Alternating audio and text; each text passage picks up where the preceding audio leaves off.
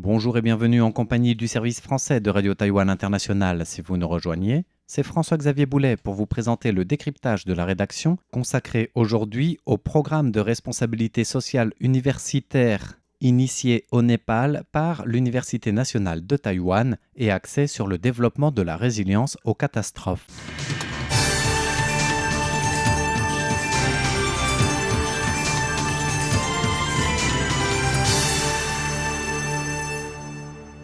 Chaque université développe son programme USR, c'est-à-dire la responsabilité sociale universitaire, qui vise à éduquer et à former l'engagement citoyen des étudiants. Ce programme s'élargit au-delà des simples frontières de Taïwan et il y a un aspect international de plus en plus promu et même recherché par les différentes facultés, chacun apportant la pierre de sa spécificité à l'édifice de cette contribution jusqu'à l'échelle donc internationale. Et aujourd'hui, c'est la faculté de génie en construction de l'Université nationale de Taïwan qui nous intéresse dans son programme de développement de résilience aux catastrophes, initié il y a plus d'une dizaine d'années sur Taipei, puis élargi à l'étranger ces dernières années.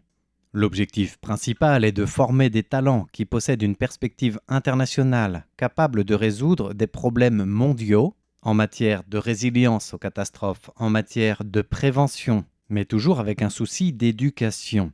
Le professeur Xiao Po-Tien, qui dirige cette équipe du service international de volontariat à l'Université des sciences et technologies et l'Université nationale, nous détaille justement l'objectif de ce partenariat et de ce programme de responsabilité sociale universitaire.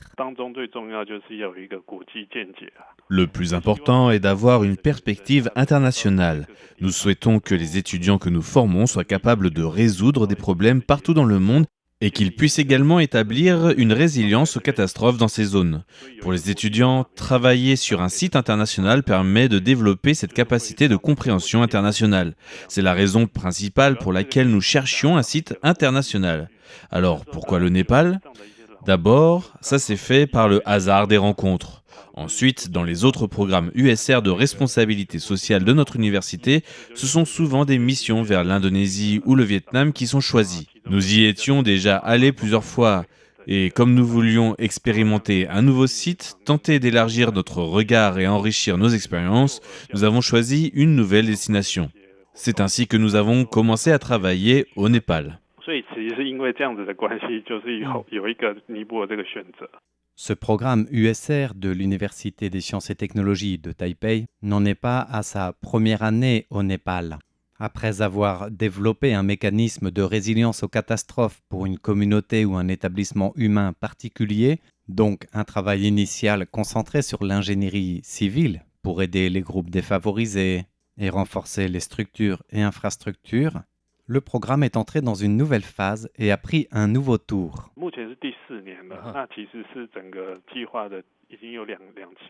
Cette année, c'était la 4e édition du programme. En réalité, l'ensemble de la planification comprend 2 phases. La première phase a duré 3 ans, durant lesquelles les principales missions et activités consistaient à aider les groupes défavorisés locaux, principalement par le génie civil, en utilisant une approche d'ingénierie. C'était en fait notre modèle initial à appliquer en divers lieux, chaque année. Mais au bout de 3 ans, nous nous sommes rendus compte que, pour rendre notre action plus efficace et le degré d'enracinement plus solide, nous devions nous concentrer davantage sur un seul lieu.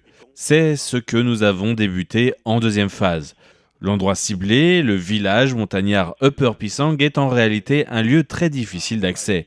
Pour y accéder depuis Katmandou, il faut environ 12 heures de route non-stop.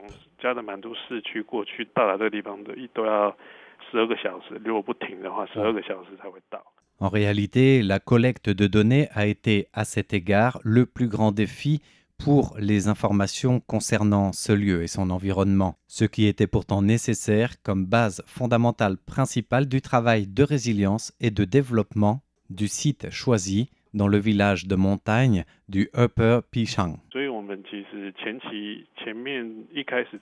Au départ, nous avons procédé à l'arpentage sur le site de Upper Pisang.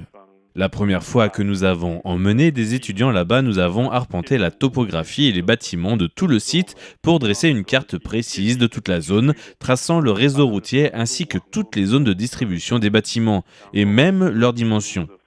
Nous avons ainsi créé la carte complète que les habitants locaux ne possédaient pas et que les images aériennes de Google n'offraient pas sur Internet. C'était notre première mission, capitale pour la suite. Nous avons pu distinguer sur carte l'ancienne zone d'habitation, la zone nouvellement construite, la zone administrative et scolaire du campus et la zone du temple bouddhiste tibétain sur place. À partir de ce travail d'arpentage et de cartographie précise, nous avons pu commencer à planifier la phase 2 de notre mission, établir des systèmes de signalisation ainsi que des mécanismes de prévention des catastrophes comme les itinéraires d'évacuation. C'est seulement à cette étape que nous avons pu finalement appliquer notre expérience à Taïwan de prévention sur ce nouveau site international.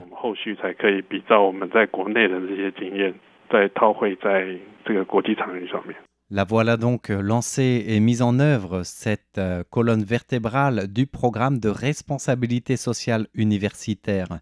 Axé sur le développement de la résilience aux catastrophes, axé sur l'engagement citoyen des étudiants de demain, accompagnés de leurs professeurs, y compris en milieu, sinon hostile au sens propre du terme, du moins difficile d'accès et dépourvu de tout ce qu'ils devaient justement apporter. Mais les étudiants de l'équipe du professeur Xiao Potian ne se sont pas arrêtés là, car ils ont vu une autre opportunité de développement, une contribution sociale durable en développant le lieu pour le mettre en quelque sorte sous le feu des projecteurs et lui assurer une résilience économique et touristique en plus des normes de sécurité et de réponse aux catastrophes. Et c'est ainsi qu'est née l'idée de la Maison des Histoires. La Maison des Histoires est en fait l'une des maisons de l'ancienne zone d'habitation. Érigée en blocs de pierre, ces murs sont bâtis en dalles comme structure de base selon la façon traditionnelle qui ressemble au mode de construction de certains autochtones de Taïwan. Au Népal, ces constructions de pierre sont plus que centenaires et cette maison reste solide malgré les catastrophes endurées. Nous l'avons appelée la Maison des Histoires, espérant utiliser cette maison spécifique pour en faire une sorte de modèle ou plutôt de plateforme pour l'ensemble du site en matière de prévention des catastrophes qui est notre première mission, mais aussi pour le développement du tourisme et la conservation culturelle. En effet, en plus de savoir comment réagir en cas de catastrophe, nous sommes convaincus que les visiteurs et les habitants locaux doivent apprendre à découvrir l'histoire et la culture de la région, y compris l'histoire des vieilles bâtisses, et les protéger. C'est pour que les gens apprennent plus d'histoire sur ce lieu que nous l'avons nommé ainsi.